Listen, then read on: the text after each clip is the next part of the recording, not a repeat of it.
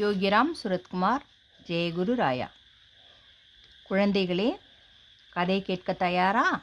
இன்று பகவானின் லீலையின் தலைப்பு கடவுளே எல்லாம். சிறு வயதிலிருந்தே இளகிய மனம் கொண்டவர் நம் யோகிராம் தாத்தா. பறவைகள் மற்றும் விலங்குகளிடம் மிகுந்த பரிவுடையவர் யோகிராம் தாத்தா. சன்னதி தெரு வீட்டில் அவர் வசித்து வந்த சமயம் ஒரு நாயை மிகுந்த அன்புடன் வளர்த்து வந்தார் யோகிராம் தாத்தா. அந்த நாயின் பெயர் என்ன தெரியுமா? பாபா. பாபாவிடம் மிகுந்த பரிவுடன் இருப்பார் நம் யோகிராம் தாத்தா. பாபாவிற்கு எப்பொழுதும் தன் கையாலேயே உணவளிப்பார். அதனுடன் அமர்ந்து நீண்ட நேரம் அதை அன்புடன் தடவி கொடுப்பார். பாபாவும் யோகிராம் தாத்தாவிடம் மிகுந்த அன்பு கொண்டிருந்தது. எப்பொழுதும் அவர் வீட்டு வாசலிலேயே அமர்ந்திருக்கும். ஒரு நாள் அது திடீரென இறந்துவிட்டது.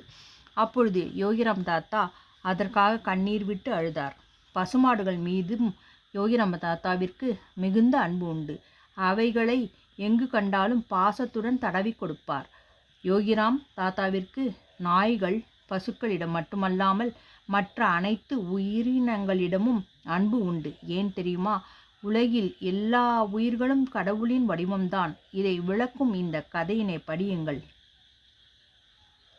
ஒரு ஊரில் விக்னேஷ் என்ற சிறுவன் இருந்தான். அவன் சாரதா பள்ளியில் 4ஆம் வகுப்பு படித்து வந்தான். விக்னேஷ் மிகவும் நல்ல பையன்தான். ஆனால் அவனிடம் ஒரு கெட்ட பழக்கம் இருந்தது. அது என்னவென்றால், தட்டாம்பூச்சியை பார்த்தால் அதை எப்படியாவது பிடித்து காலி தீப்பெட்டியில் அடைத்து வைத்து கொள்வான். தன் சகமானவன் கலீல் என்ற சிறுவனை பார்த்து இந்த வேண்டாத பழக்கத்தை ஏற்படுத்தி கொண்டான் விக்னேஷ். அவன் அம்மா எவ்வளவு எடுத்து சொல்லியும் விக்னேஷ் கேட்கவில்லை. இதனால் மனவருத்தமடைந்து அவனது தாய் யோகிராம் தாத்தாவிடம் முறையிட்டாள். ஒரு நாள் விக்னேஷ் தன் பக்கத்து வீட்டில் இருந்த சிறிய பூந்தோட்டத்தில் விளையாடி கொண்டிருந்தான். அப்பொழுது அவன் கண்ணில் ஒரு அழகிய சிவப்பு நிற தட்டாம்பூச்சி சிக்கியது. பறந்து பறந்து போக்கு காட்டிய அதை ஓடி ஓடி பிடித்தே விட்டான் விக்னேஷ். ஆனால் அன்று அதை அடைக்க தீப்பெட்டி டப்பா அகப்படவில்லை அவனுக்கு. அதனால் என்ன செய்தான் தெரியுமா?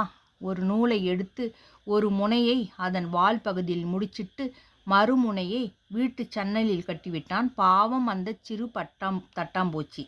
பின் விக்னேஷ் அதை மறந்தே விட்டான். வீட்டு பாடத்தை முடித்துவிட்டு தூங்கச் சென்று விட்டான். தூக்கத்தில் ஒரு கனவு கண்டான். யோகிராம் தாத்தா அவன் வீட்டு வரவேற்பறையில் அமர்ந்திருந்தார். யோகிராம் தாத்தா தன் வீட்டுக்கு வந்த மகிழ்ச்சியில் ஓடிச் சென்று அவர் திருவடியில் விழுந்து நமஸ்கரித்தான் விக்னேஷ். ஆனால் யோகிராம் தாத்தா அவனுக்கு ஆசி வழங்கவில்லை. மனம் வருந்திய விக்னேஷ், தாத்தா, எனக்கு ஆசீர்வாதம் செய்யுங்கள் என்றான். அதை கேட்டு வாய்விட்டு சிரித்தார் யோகிராம் தாத்தா. தாத்தா ஏன் சிரிக்கிறார் என்று விக்னேஷுக்கு புரியவில்லை. யோகிராம் தாத்தா சிரித்தபடியே, நான் எப்படி உனக்கு ஆசீர்வாதம் செய்ய முடியும்? நீதான் என் கையை கட்டி போட்டு விட்டாயே என்றார். யோகிராம் தாத்தாவின் பதிலை கேட்டு விக்னேஷ் திடுக்கிட்டு, எப்படி தாத்தா, உங்கள் கைகளை நான் ஒருபோதும் கட்டி போட்டதாக எனக்கு நினைவில்லையே என்றான். விக்னேஷ், இன்று மாலை நீ தட்டாம்பூச்சியை பிடித்து நூலால் கட்டி போட்டாயல்லவா என்றார். ஆமாம் என்ற விக்னேஷ் தலையை கவிழ்த்து கொண்டான். விக்னேஷ், உலகில் உள்ள எல்லா உயிர்களிலும் நானே இருக்கிறேன், நானே உலகமாக ஆகியிருக்கிறேன் என்று சொன்னார். அக்கணமே விக்னேஷ் தூக்கத்திலிருந்து விழித்து கொண்டான். கனவு மறைந்தது. உலகில் யாரை துன்புறுத்தினாலும் அது கடவுளையே துன்புறுத்துவதாக அமையும் என்ற உண்மை அவனுக்கு புரிந்தது. விக்னேஷ் உடனே சென்று அந்த தட்டாம்பூச்சியை விடுவித்தான். குழந்தைகளே, இன்றும் தம் அன்பர்களுக்கு அருள் செய்ய ஆங்காங்கே வண்ணத்து பூச்சியாய் யோகிராம் தாத்தா வருகிறார் என்பது அவரின் பக்தர்களுடைய ஆழ்ந்த நம்பிக்கையும் அனுபவமும் ஆகும்.